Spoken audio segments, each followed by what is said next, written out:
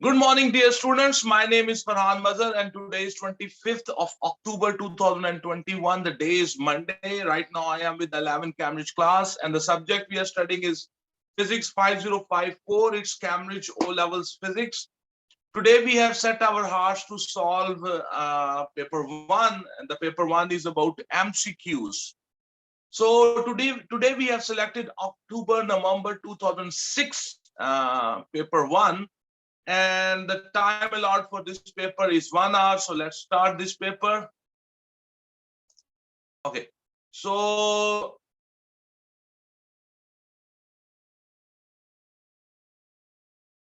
October, November 2006, multiple choice paper one. So let's start from the question number 1. Okay. So here we go. He says the diagram shows one method of measuring the diameter of a beaker. So what is the diameter of the beaker? Remember this, the diagram, this question many times has came in the theory paper, sometimes in the ATP paper, that you have to find the diameter of a beaker and you don't have a vernier caliper. So you use wooden blocks and a ruler to find the diameter of the cylinder or a beaker. So this is how you will use the wooden blocks and your ruler to find the diameter of the beaker. So what's the reading here? So you can see this shows the diameter. So this is 1 centimeter, 2 centimeter, 3 centimeter, 4.5. So 4.5 centimeter is the diameter of the beaker. So A is the choice. Question number 2 coming up on your screen. A student studies some equations. So power is equals to work divided by time, force is equals to mass multiply acceleration, velocity is equals to displacement divided by time, and how many vector quantities are contained in the equation. So I have highlighted the quantities which are vector. So force is vector, acceleration is vector, velocity is vector, displacement is vector. Power, work, time, and mass, they are scalar quantities. So there are basically 4 vector quantities in this given statements. So I think D is the right choice. Okay, so the next question coming up on your screen. A person just supports a mass of 20 kg suspended from a rope. What's the resultant force acting on the mass? You see, this is just suspended, so neither it's going down nor it's going up. It means that all the forces are balanced and the resultant force or the net force will be 0. So I think A is the choice.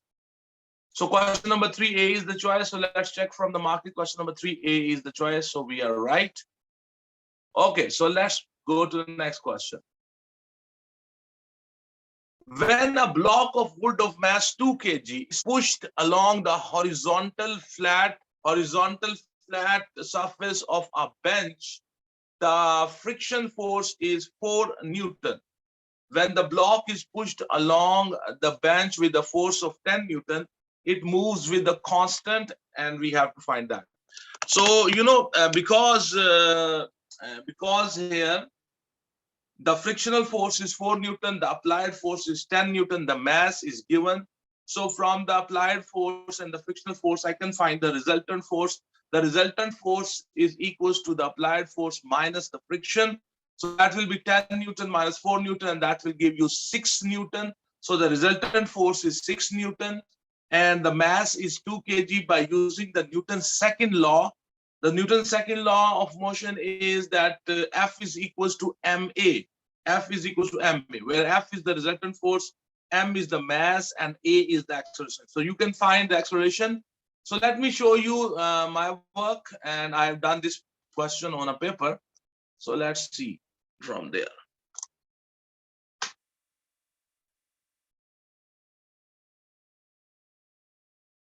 The applied force is 10 Newton, the friction is 4 Newton, the resultant force will be 10 minus 4, that will be 6 Newton. According to Newton's second law of motion, F is equals to ma. So A will be equals to F divided by m. So F is, which is the resultant force, is 6 Newtons, M is 2 kg, so your answer will be 3 meter per second square.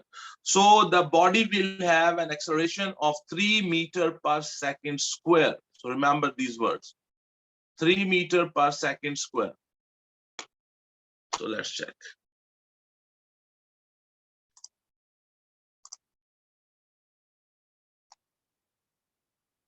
Three meter per second square. So I think C is the choice. So let's check the answer. Question number 4, C is the choice. Yes, question number 4, C is the right choice, sir. Okay, so the next question. The diagram shows a strip of paper tape that has been pulled under a vibrating arm by an object moving at constant speed. The arm was vibrating regularly, making 50 dots per second. So in 1 second, when there are 50 dots, and it means that 1 second has passed, what was the speed of the object? Now you can see there is 20 centimeter distance, and see how many dots are there. So 1, 2, 3, 4, 5, 6, 7, 8, 9, 10. Don't count this first one, okay? 1, 2, 3, 4, 5, 6, 7, 8, 9, 10. So there are 10 gaps, or you can say 10 dots there. So 50 dots means 1 second, 10 dots mean how much time? So by using the method of proportion, I can find that if the 50 dots represents 1 second, then the 10 dots will represent how much time. And I know the distance traveled, that's 20 centimeters, so I can very easily find out the speed of the object. So let me show you.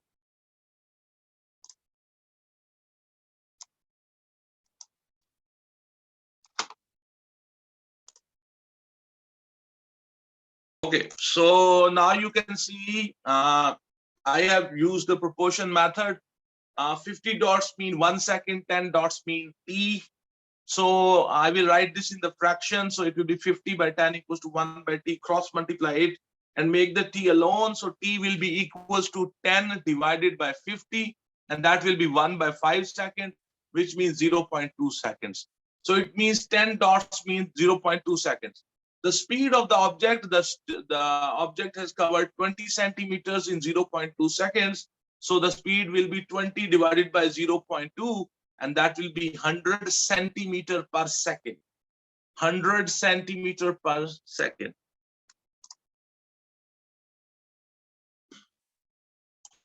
So let's check. Do we have that? Yeah. So I think C is the right choice. Let's check. C is the right choice.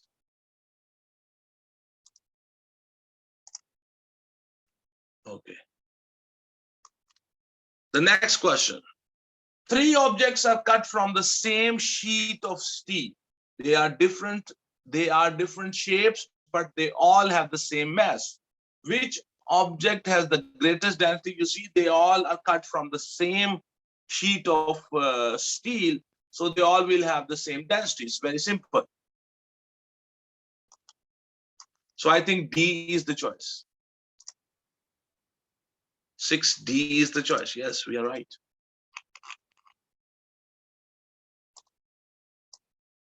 Which part of the graph shows the limit of proportionality for an elastic solid? You see, the limit of proportionality on the extension load graph is a point till which the graph is a straight line. The graph has a constant gradient until the point where the extension and the load remains directly proportional to each other.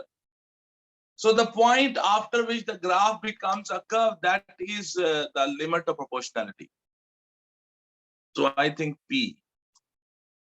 So till this point, the graph is a straight line. It has a constant gradient. After this, the graph becomes a curve. So P is the limit of proportionality. So C is the choice. Question number 7, C is the choice, sir.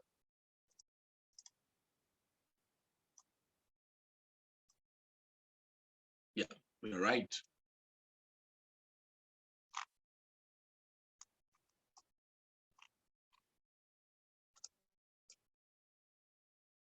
We have to reduce the size so the whole question can be visible. Okay, A young child holds a ball over the edge of a balcony. The ball has gravitational potential energy. The ball is then released. It falls onto a concrete path below and bounces back up. Which sequence represents in the correct order the transformation of the gravitational potential energy after the ball is released? You see, when the ball is falling down, it will its gravitational potential energy will convert into the kinetic energy. So the kinetic energy will convert into, when it will bounce, it will convert it back into, it will be converted into elastic potential energy, and then the ball will bounce back. So it will gain again, it will go upwards, so it will be gaining kinetic energy and some gravitational potential energy because it will be gaining height. You see, when the ball is going down, its gravitational potential energy will convert it into kinetic energy. When it will touch the ground, its kinetic energy will be converted into the elastic potential energy. And when it will bounce, the elastic potential energy will convert back into the kinetic energy. Plus, it will gain some gravitational potential energy because the ball during the bounce will gain some height. So A and B, they are totally wrong because they started from the elastic potential energy, which is wrong. C choice is kinetic energy converted into elastic potential energy, converted into kinetic energy. That looks something better. D choice is kinetic energy converted into gravitational potential energy into kinetic energy. That is wrong. Kinetic energy is not converted into the gravitational potential energy and back to kinetic energy. That is totally wrong, because the ball originally has gravitational potential energy, and when it was falling down, that was actually converted into kinetic energy. When it hit the ground, the ball is made of I think plastic, so it will have elastic potential energy, and then it will bounce and it will have kinetic energy. So I think C looks the best answer. Let's check. 8C is the right answer.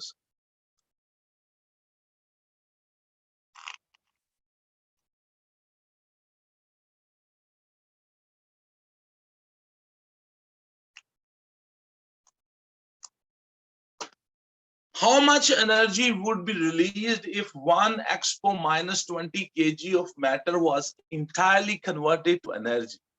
The speed of the light is 3 expo 8 meter per second. So you remember the formula, the Einstein's equation, which is about converting the mass into energy or energy into mass. Einstein says that the mass can be converted into energy and energy can be converted into mass. And the formula which relates them is E equals to mc square.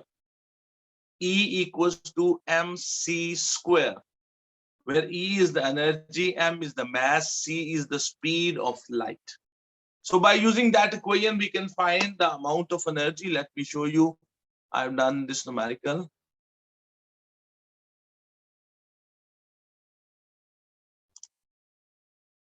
So, okay, so the mass is 1 into 10 to the power minus 20. I call it 1 expo minus 20.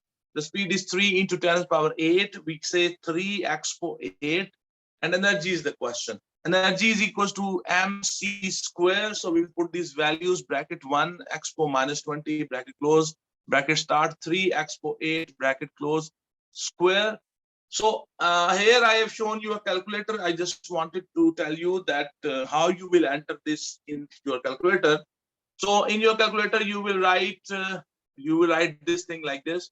Bracket start 1 expo minus 20. Bracket close, bracket start 3 expo 8, bracket close, square equals to, and you will get the answer 9 into 10 raised to the power minus 4 joules. So hopefully you understand that how we will do this on your calculator. It's the game of calculator, and it's very easy. So 9 expo minus 4 joule is the answer.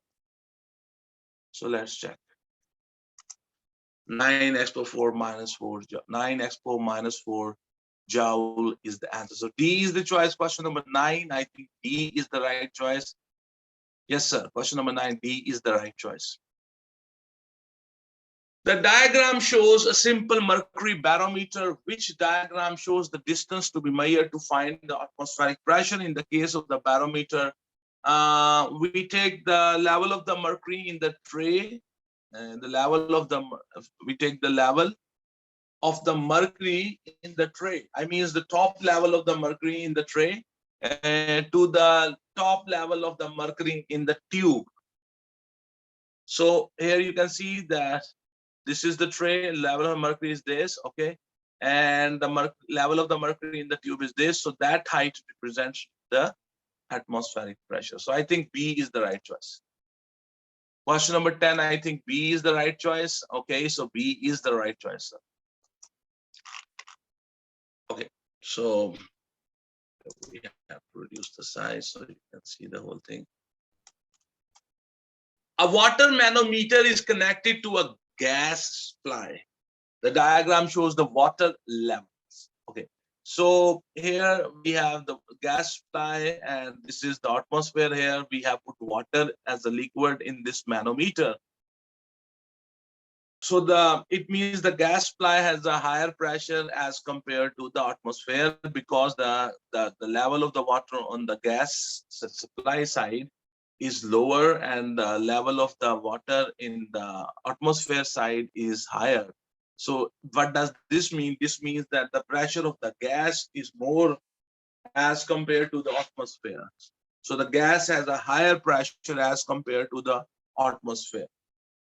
Then he says the water is replaced by mercury, which is more dense than water. Which diagram shows the mercury levels when the manometer is connected to the gas? Okay, so let me increase the size so you can see them.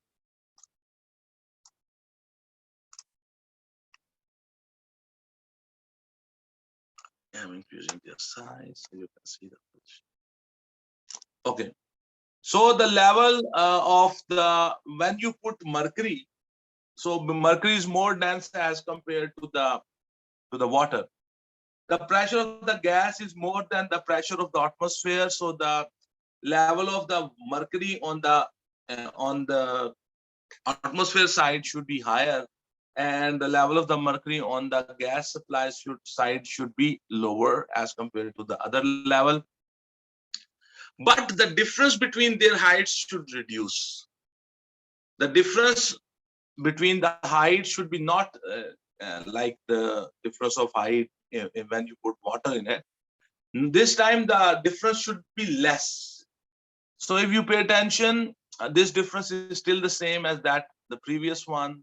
This is also kind of same, but it has gone further higher and it has gone further down. So these two are not the answers. So if you look at here, I want just to show you the C part. If you pay attention to the C part, you see the level on the gas supply side is this level, but this side the pressure is little two steps up. So C is the choice. You see the level of the mercury on the atmosphere side should be higher, but this gap difference between these levels will be very small because the mercury is more dense. So we think C is the right choice. This is wrong, this is wrong, this is wrong. Here the gas supply side level is higher, so this is rejected. So C looks the right choice to me. Question number 11, C is the choice. Yeah.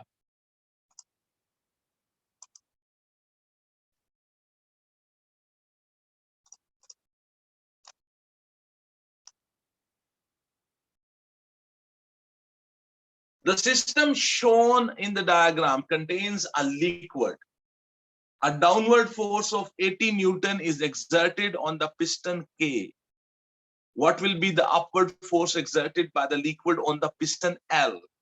So it's a hydraulic press, you know, there you have applied 80 Newton force downward. The area of this cylinder is, cross-sectional area of this cylinder is 40 centimeters square. The area of the piston here is 2 centimeters square. The question is how much upward force will be created here in the smaller cylinder. So here you have applied 80 Newton force downward. Okay. So according to the Pascal's principle, the pressure here and the pressure here, the pressure here and the pressure here, they both are equal. So let me show you how I have done this. The pressure on both the sides is equal. The pressure 1 and pressure 2, they both are equal. So F1 by A1 will be equals to F2 by A2. So F1 is 80 Newton and the area of that piston is 40 centimeters square. F2 is question and the area of that piston is 2 centimeters square. So F2, if you make F2 alone, you will have 80 multiplied 2 divided by 40. And that will give you 4 Newton. So the force created in that second piston will be 4 Newton in the upward direction. So let's check. Let's check 4 Newton. So I think that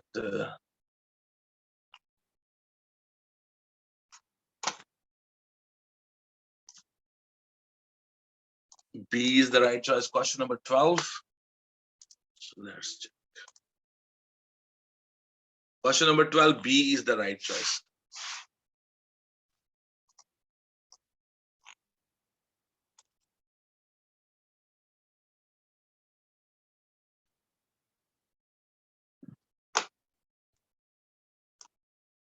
What is a property of both liquids and gases?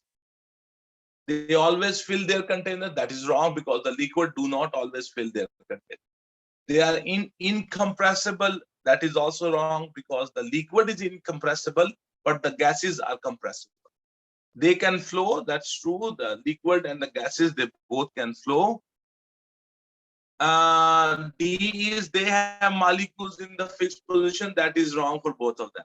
So the only best option he gave, the correct option he gave is C, question number 13. I think C is the right choice. C is the right choice, sir. Okay, so next question. What conditions of temperature and surface area would produce the most rapid evaporation from a pool of water on a road surface? So you see, if you want to increase the rate of evaporation, the temperature should be higher and the surface area of the liquid should be larger. So the temperature should be higher and the surface area should be larger, and that will increase, it will make the rate of evaporation rapid, it will make it larger. So temperature high and surface area large. So I think A is the choice. Question number 14, A looks the right option, sir. Yeah. Okay. So the next question coming up on your screen, the sensitivity of a liquid in glass thermometer depends on the volume of liquid used and the diameter of the bore of the thermometer. Which changes will produce the greatest increase in sensitivity? Greatest increase in the sensitivity, the volume of the liquid, for example, you put mercury, the volume of the liquid should increase. You should put more mercury there. If you put more liquid there, the more the liquid, the more will be the expansion. So it increases the sensitivity of the thermometer.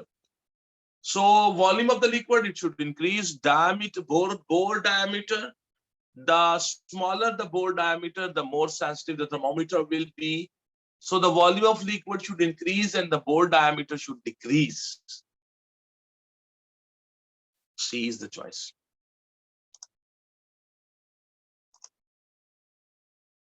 Question 19, C is the choice. Sorry, we are looking for question number 15. Yes, 15C is the choice. Check 19. Okay, question number 16 coming up on your screen. The energy required to change liquid water into water vapor at the same temperature is called the latent heat of vaporization. What does this energy do? You see, when this is happening, the water is converting into the water vapors and the temperature remains constant, what that energy, that latent heat, what is that latent heat used for? That latent heat is used to overcome the intermolecular forces. It is used to break the intermolecular bonds completely, and it is used to overcome the atmospheric pressure. It is used to move the particles of the water away from each other.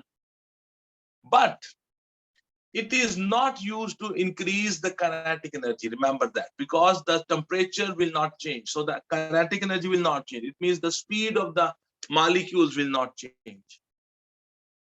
Increase the average separation of the water molecules. That's true. Increase the average speed of the water molecules. That's wrong. Because if the speed will change, the average kinetic energy will change, then the temperature will change. So B is wrong. Raises the temperature of the air near the water. Yeah, to some extent.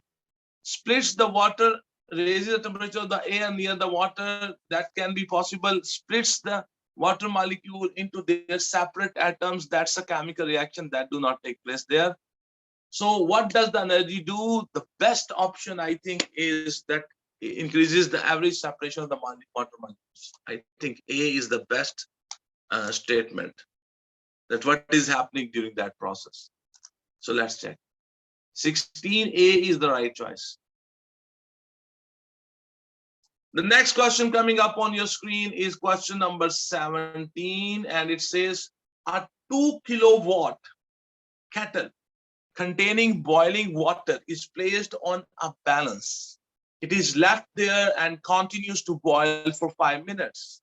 The balance reading changes by 0.2 kg. What does this information give as a value for the specific latent heat of vaporization of the water? So we can calculate that how much heat is produced by that electric heater in 5 minutes. If you know the power of the electric heater and you know the time for which it was switched on, we can calculate the amount of heat. The formula is heat is equals to power multiplied time. The power should be in the watts and the time must be in the seconds. And then you can find the latent heat, and that will be heat divided by mass. So let me show you how I have done this. I have done this on a paper.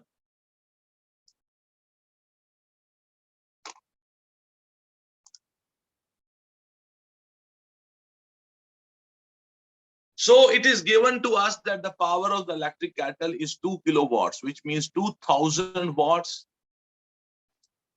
And the time is 5 minutes. So you can convert the minutes into seconds by multiplying it with the 60. The mass is 0.2 kg. So heat produces power multiplied time. So 2000 multiply 5 multiply 60, that will give you 600,000 joules. Specific latent heat will be equals to heat divided by the mass. So 600,000 divided by 0.2, and that will give you 3,000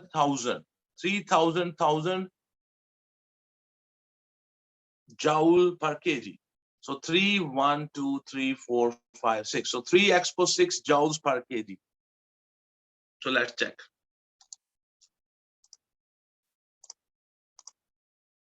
Yeah. I think D is the right choice.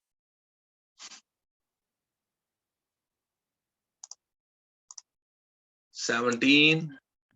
D is the right choice. Yes, our answer is right.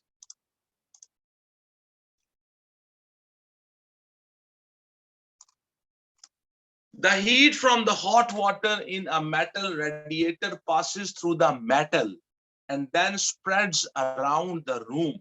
What are the main processes by which the heat is transferred through the radiator and then spreads around the room through the metal radiator? You know the metal through the metal, how the heat travels through the metal. Metal is solid. So through conduction, the heat travels through the metal. So the process of conduction will take place. And around the room, you know, the air takes that heat, and convection currents are set up in the room. So in the room, by convection currents, the heat is transferred. So in the metal, conduction, and in the room, convection. So I think B looks the right answer to me. Question number 18, I think. Let's check. Yeah, B is the right answer, sir.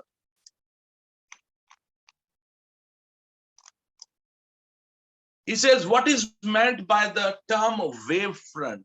And what's the meaning of wavefront? Wavefront is basically an imaginary line which is made by joining the points, adjacent points in a wave, which are in the same phase. For example, they all might be in the trough or they all might be in the crust. So it's an imaginary line. The distance between successive peaks of a wave, no. The distance between the trough and the peak of a wave, no. The line joining points along the peak of a wave, yes. Peak means that they all are in the same phase. So I think C looks the good answer. A line joining the trough and the peak of a wave, that's wrong. So C is the best option, sir. This is the exact definition of the wavefront. Wavefront is basically an imaginary line which we make by joining the adjacent points in a wave which have the same phase. So I think C is the right answer. Question number 19, C is the right answer. And yes, the marking scheme says C.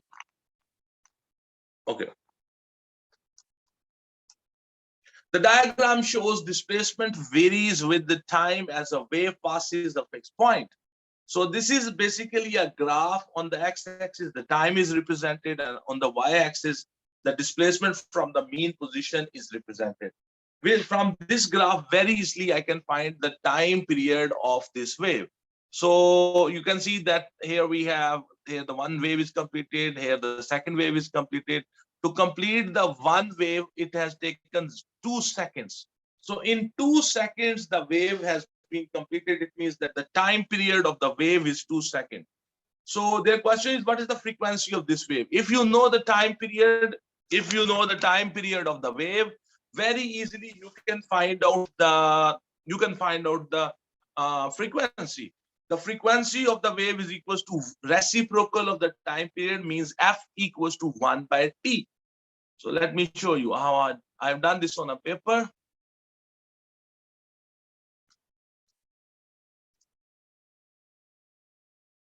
So the time period from the graph I can tell is 2 seconds, and you know the frequency is equals to 1 by T. So 1 by 2, and that will be 0.50 hertz. So the frequency is 0.50 hertz. So 0.50 hertz. Let's check. Do we have that answer there?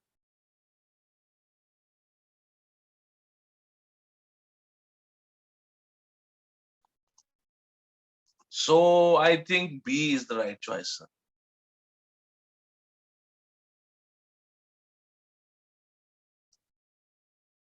Yeah, B is the right answer. Okay, so let's go back.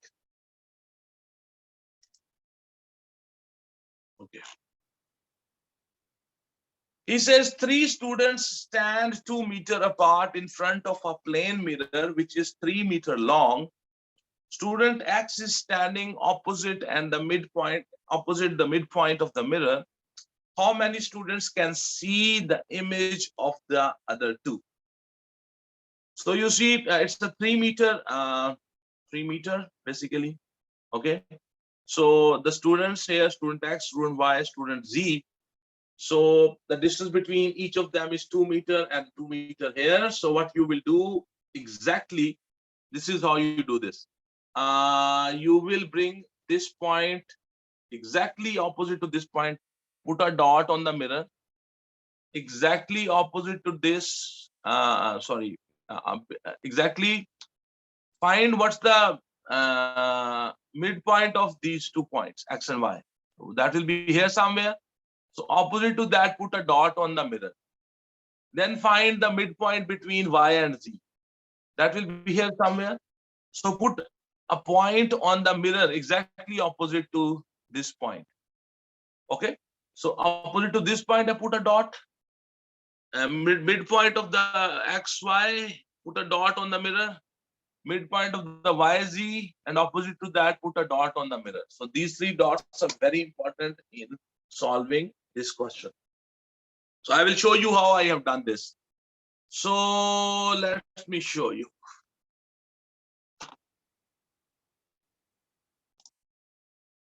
Okay, so these are those dots which I asked you to join.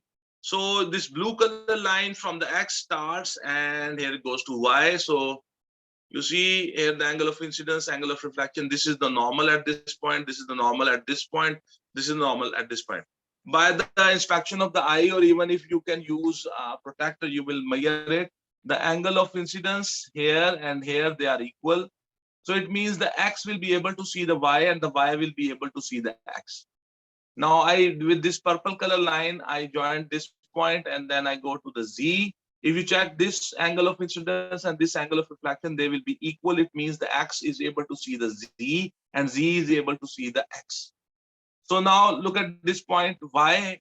So the Y is able to see the X. The Y, I started a green line from here and it goes to the Z. If you check the angle of incidence, angle of reflection, they will be perfectly equal to each other. So it means that the Y is able to see the Z. So you can see that the X can see the Y, X can also see the Z. The Y can see the X and the Y can see the Z. Z can see the Y and the Z can also see the X. So they all can see each other. So it means that three of them can see each other. It's a little tricky question. Okay, so let's see. So student Y is standing opposite the midpoint of the mirror. How many students can see the images of the other? They all can see each other's image. So they all, three. So they can see each other, all of them. So there are three people. So question number 1, D part, D choice. Question number 21, D choice. Okay, so our answer is right.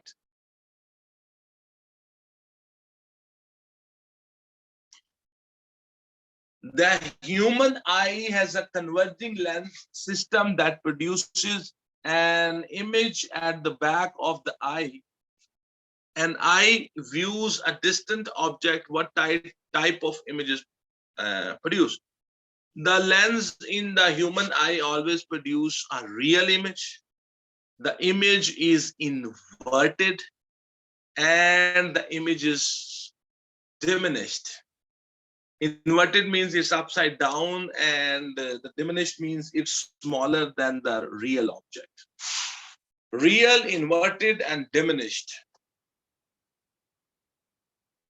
B choice. Question number 22, I think B is the right choice, sir. Yeah, our answer is right.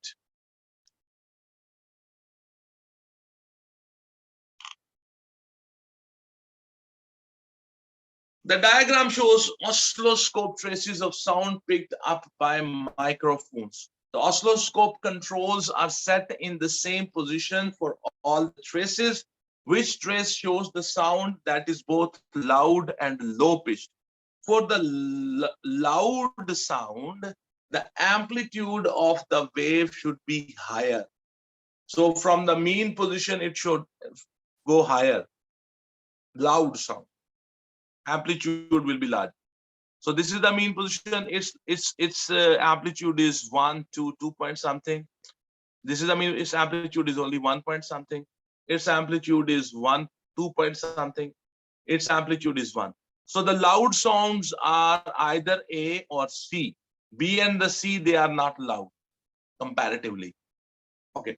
Now the other thing he said is the sound is loud. And the second characteristic, he says low pitch. When he says low pitch, it means it has less frequency, low frequency. So on the display, there should be less number of waves. So see, these two are the loud sounds, A and C. So how many waves are there? 1 and 1.25 wave. So it has low frequency. Look at this wave. 1.5, 1.5. So it has shown 1.5 wave in the same location, and it has shown only 1.25. So this is showing less number of waves on the display, so it has low frequency. High frequency means there will be more waves shown on the display. So A is the choice. It has the larger amplitude and its frequency is less. So we think that question number 23, A is the choice. Now let's check. A is the choice, sir.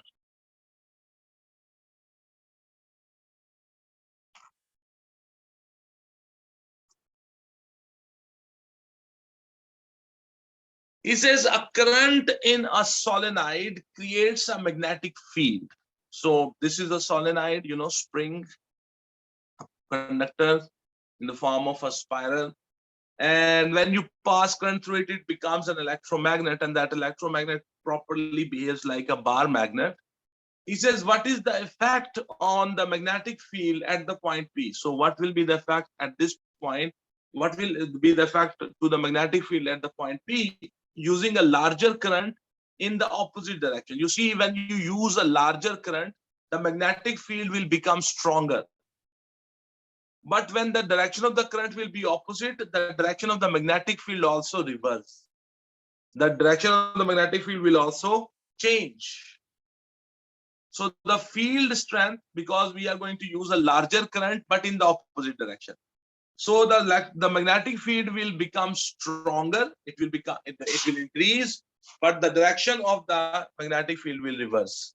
So I think C is the right choice. Question 24 C looks the best option, sir. Yeah, C is the right answer.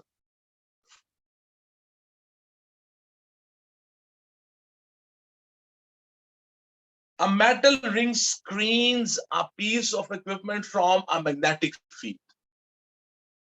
So here you have a metal ring, and here you can put some sensitive your equipment. So if the magnetic lines will come, they cannot enter into the ring. Inside the ring, they cannot come. So this area will be free of the magnetic lines. This is called magnetic screening. Which metal should be used for the ring and why? For this ring or magnetic screening, we always use iron, because the iron will concentrate all the magnetic lines in itself, and they will pass, and from here they will exit. So no magnetic lines will enter this area. So iron, because the metal carries the field lines around the equipment. C is the choice. Okay.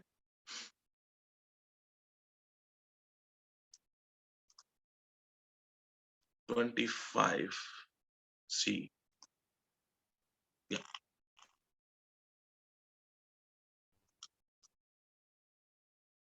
Okay.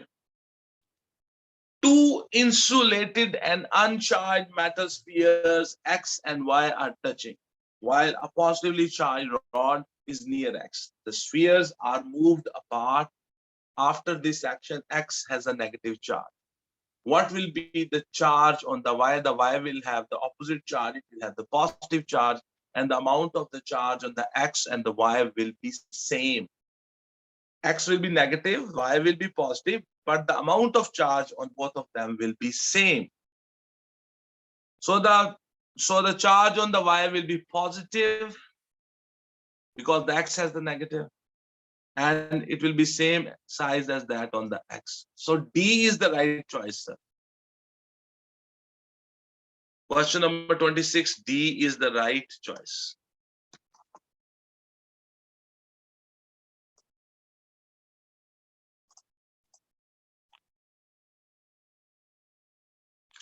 A wire has a resistance of 8 ohm.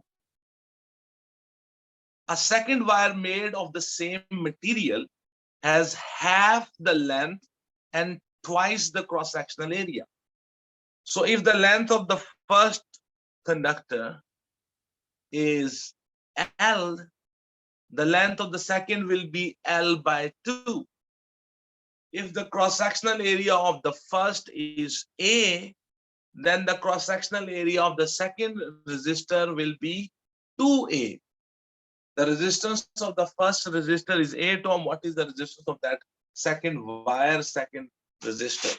Okay, so it's very simple. Let me show you. They both are made of the same material. So if they both are made of the same material, so they both will have the same resistivity.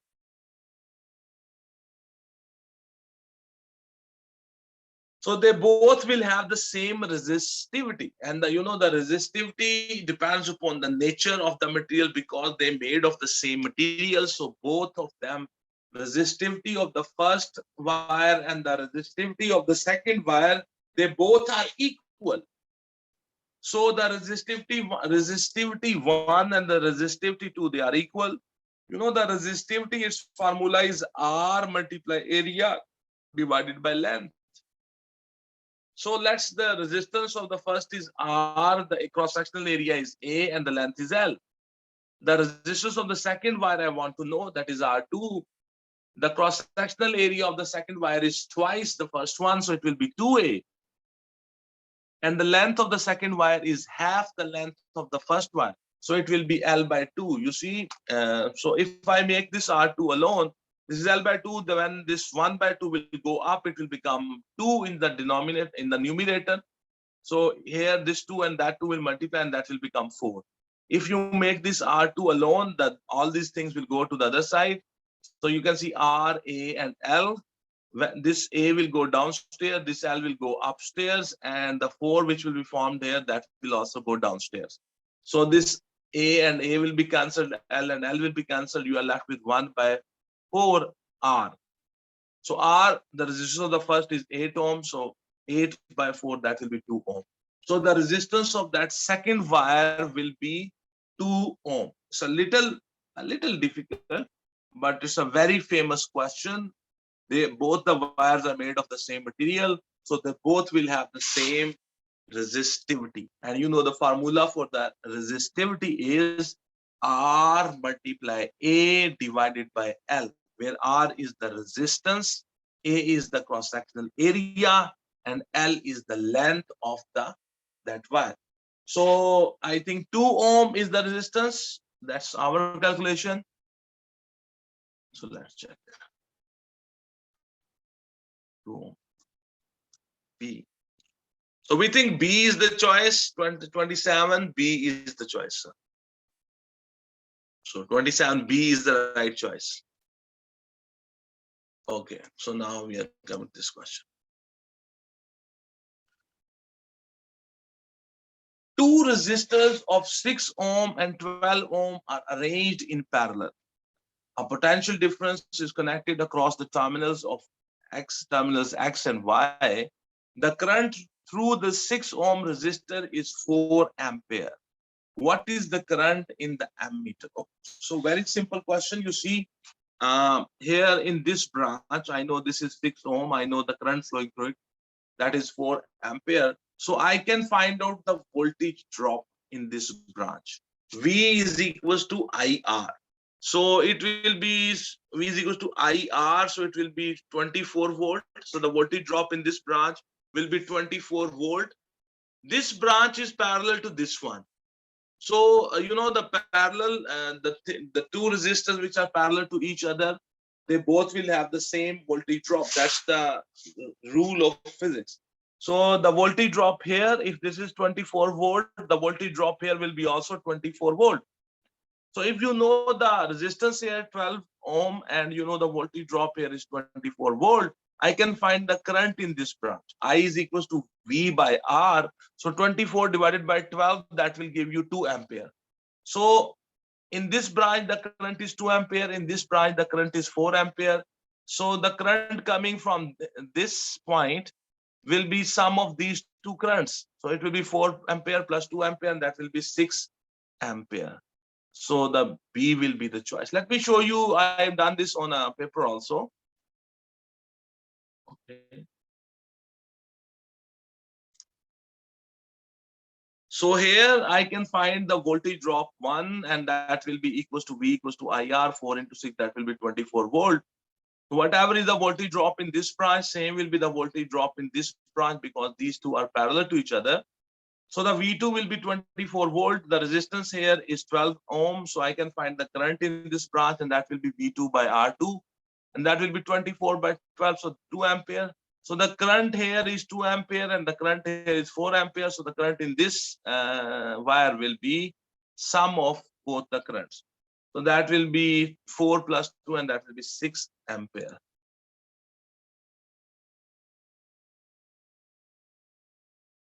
So B is the choice. Question number 28. B is the right choice, sir. Yep. Question number 28. B is the right. B is the right answer. Okay, question number 29 is coming up on your screen. He says, which of the following would cost the least? This word is very important because the same question, same story, and here in the instead of writing least, they can write here greatest. But here they ask you to the least. Which of the following would cost the least if operated from the same voltage supply? So cost the least, the price depends upon the electric energy used. So I can find out the electric energy used in each case, and whichever appliance will use the least amount of the electric energy, it will cost the least. Okay, so let's see my paperwork.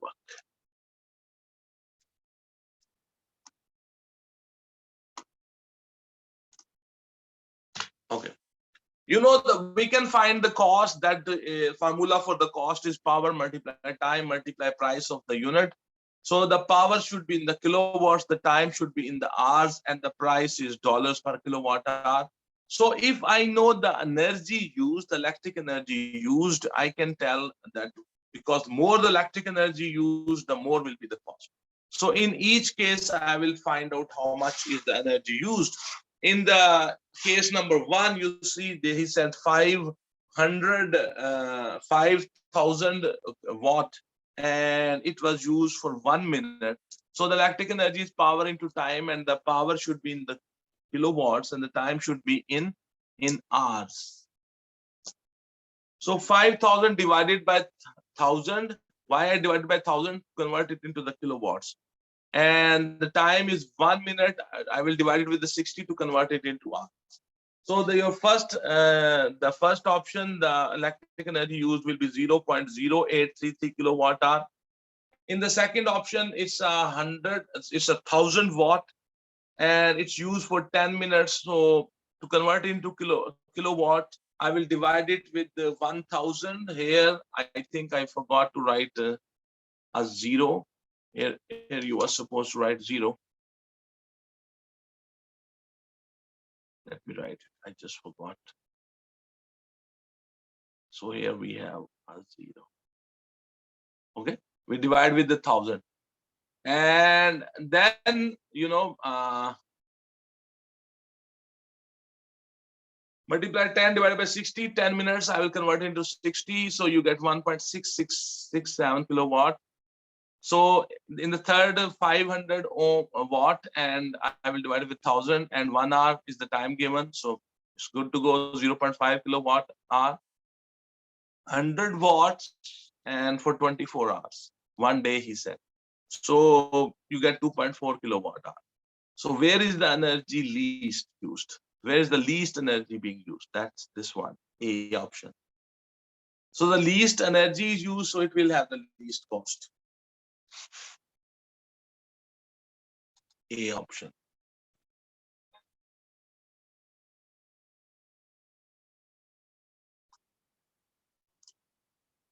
Okay.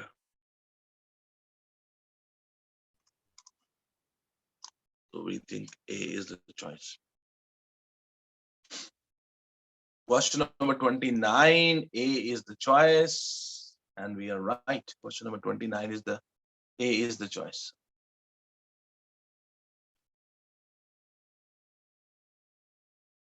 A house owner replaces a failed fuse for the lights of the house. When the lights are switched on, the second fuse also fades. The house owner then uses a third fuse with a higher rating than the previous two. Why is this not a sensible thing to do? For example, if you have something goes wrong and your fuse is blown away, and you put a new fuse and it blows again, and then you buy a fuse which is a very higher rating, and then the fuse do not blows.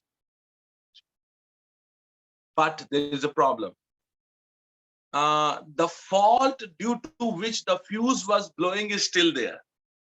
But you have put there a fuse which has very high rating. So now it's not blowing, but the fault is still there. The fault is still there. So the fuse only allows the circuit to work if the rating is exactly right. No, that's right. That's not right. The third fuse will melt because the rating is too high. No, it might not melt. Using a fuse with too high a rating causes electric shocks. No, that's not necessary that there will be electric shocks. The circuit may work, but fault is not correct. Yeah, that's the so D. So question number 30, I think D is the right choice, sir. Question number 30, D is the right choice.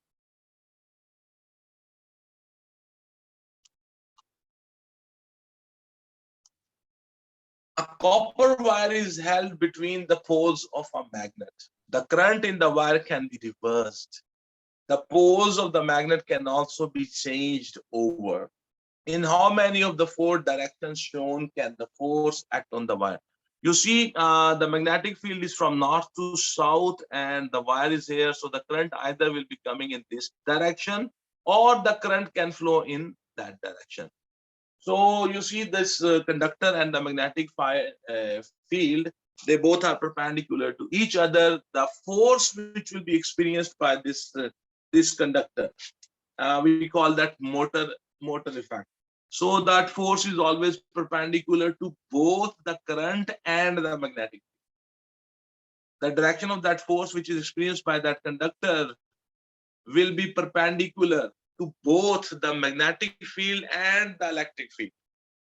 So that wire will either go upward or it will go downward.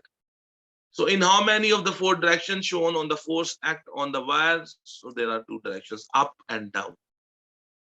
The force is perpendicular to the electric field and is also perpendicular to the magnetic. So there will be two directions in which this copper wire can move, that's up and down. 31, B is the choice.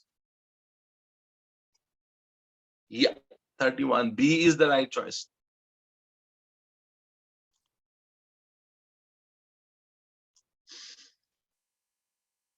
The diagram shows a coil in magnetic field, in a magnetic field. When the coil is part of a DC motor, what must be connected directly to X and Y? In the DC motor, these X and Y, they are connected to the split ring commutator. It's a very simple and straightforward question. Split ring commutator. Question number 32, D is the choice. Let me check this answer first. Question number 32, we said D is the choice. Yeah, question number 32, D is the right choice. Another confusing word can be slip ring. Slip ring is used in the AC generators. Remember that.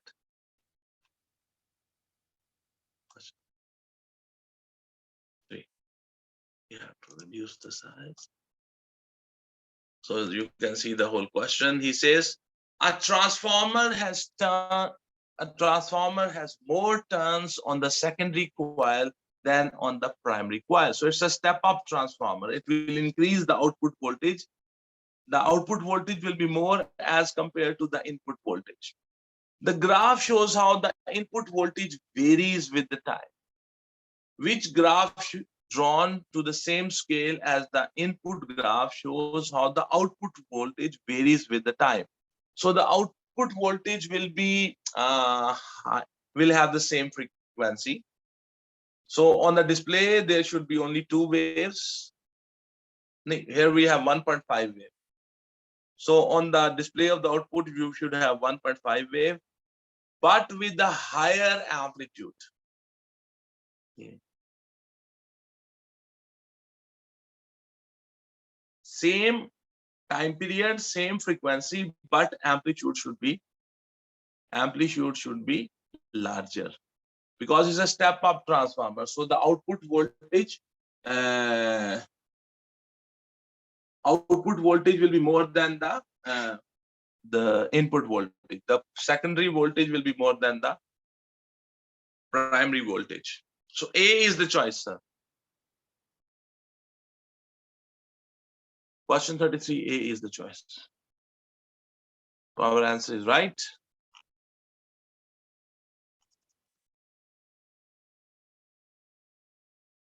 These were those four. Okay. Why is electric energy usually transmitted at high voltage? You see, we transmit the electric energy at high voltage because when you increase the voltage by using a step-up transformer, the current reduces. And you know the power loss in the transmission lines is given by the formula P is equal to I square R. So when you reduce the I value, the power loss reduces. As little energy as possible is wasted in the transmission lines. That is the right answer, sir. The current in the transmission cable is as large as possible. No. The resistance of the transmission cable is as small as possible. No. The transmission system does not require transformers. That requires transformers. So 34A is the choice.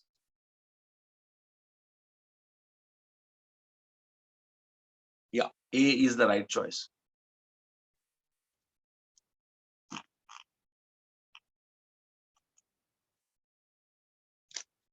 The diagram shows the output waveform of an AC generator as displayed on a cathode ray oscilloscope.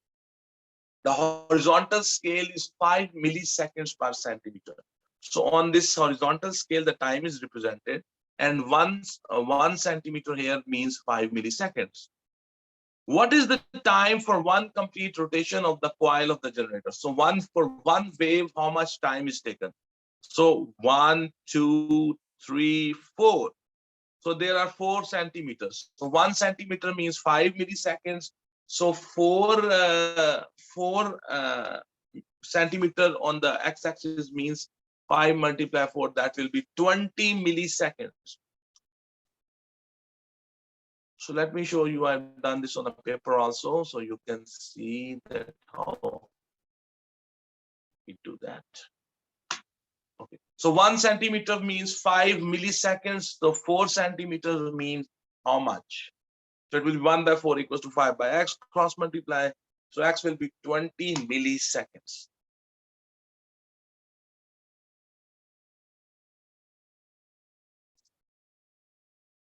C choice.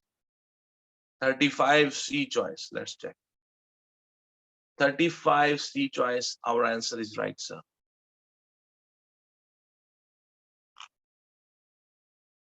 Okay. A capacitor can be made to store energy by connecting it to a DC power supply. So here we have a capacitor. The capacitor has 2 metallic plates and they can store charge on them. They can basically store electric energy. So this plate is connected to the negative terminal of the battery. This plate is connected to the positive terminal of the battery. So this plate becomes negative, this plate becomes positive, and they store electric energy. Along which paths do electrons flow as the capacitor starts to charge? So when you are charging it, so from the Y terminal of the battery, the electrons will come and they will accumulate on the plate number 2.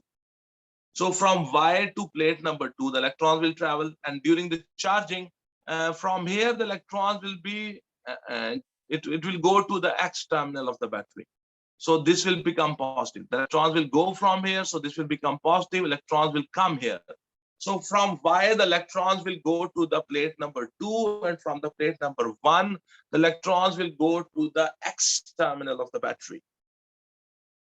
So from the Y to plate number 2 and from the plate number 1 to X. That is what will be happening when the capacitor will be charging. This is the flow of the electrons. They are not asked you a question about the conventional current, remember that. So C is the choice. Question number 36, you can see C is the right choice.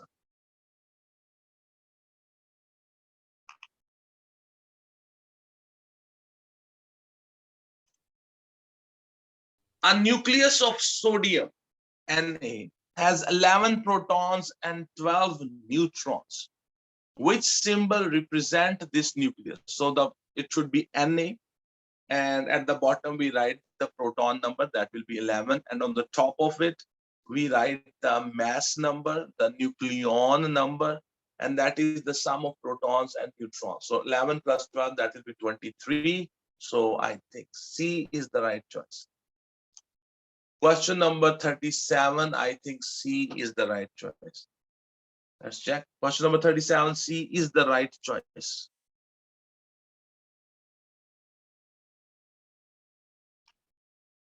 Then we have question number 38. He says the half-life of a radioactive material is 24 years. The activity of a sample falls to a fraction of its initial value after 72 years. What is the fraction? So if we will suppose that at the start there were n naught number of the molecules, so they will decay and they will become half after one half-life. So what you do, let me show you how I've done this, and then it will be very easy to understand.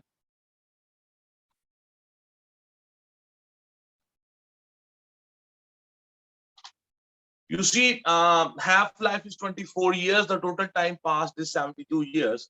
So we will suppose that at the start there were n naught atoms of the isotope. So after 24 years, they will become half. So they will become n by 2. So another 24 years passes by. So they will become further half. So they will become n by 4. And another 24 years passes by and they will become further half. So they will become n by 8. So after 72 years, 3 half-lives have passed and 1 by 8th of the original number are left.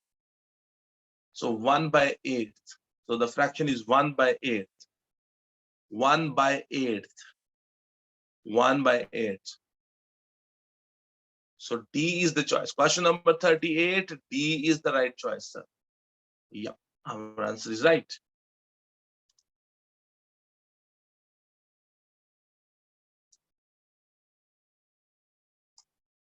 Question number 39 is coming up on your screen. He says, which is the correct comparison of the penetrating power and the ionizing power of the alpha particles and the gamma radiation? You see, the penetration power is alpha has the lowest penetration power, then the beta has, and the gamma has very high penetration power. Ionizing power, the alpha particles have very strong ionizing power and greater ionizing power than the beta, and the gamma has the lowest ionizing power. So the greater penetrating power will be of the gamma, and the greater ionizing power will be of the alpha. So I think C is the choice. Question number 39, I think C is the right choice, sir. Question number 39, C is the right choice.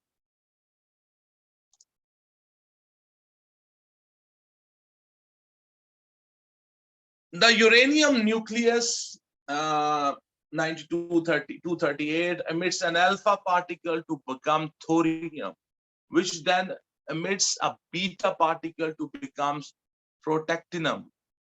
So what is the proton number or atomic number of the protactinium? Very easy. You see that when an alpha particle is given out, the daughter nucleus, its proton number will be reduced by 2 and its mass number will be reduced by 4. When the beta particle is given out, the daughter nucleus will have its proton number will be increased by 1 and the mass number will not change. So listen carefully again what I'm saying. When the alpha particle is given out, the daughter nucleus proton number will be 2 less than the proton number of the parent nucleus, and its mass number will be reduced by 4. And when the beta particle is given out, the proton number of the daughter nucleus will be 1 more, and its mass number will not change. So let me show you. I have done this to explain it to you. I have done this on a paper, and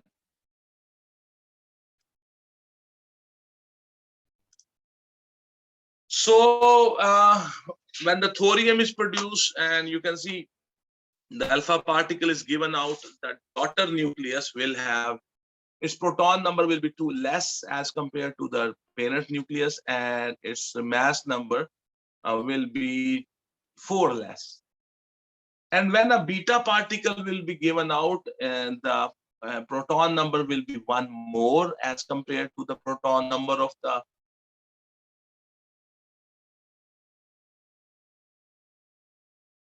one. The proton number will be 91. So let's check. Do we have that option there?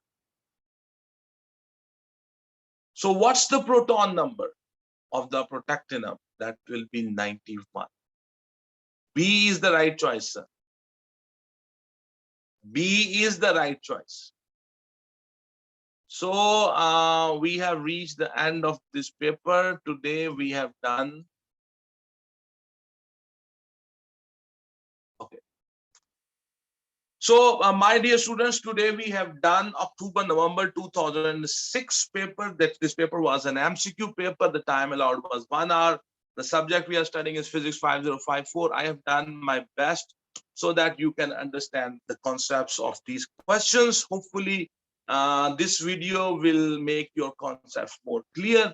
If you find this video useful to you, if this video is helping you to improve your concepts of the physics, if this is helping you to prepare for the Cambridge exam, and don't forget to like this video, and don't forget to subscribe to my channel. And another very important thing is that you should, if you find this video, you watch this video, please share the link of this video into your Facebook accounts and onto your Instagram, so that will help me to promote my YouTube channel, and that will be beneficial for me. So thank you very much, everybody. It was a pleasure teaching you all and making physics easier for you. So thank you very much, everybody.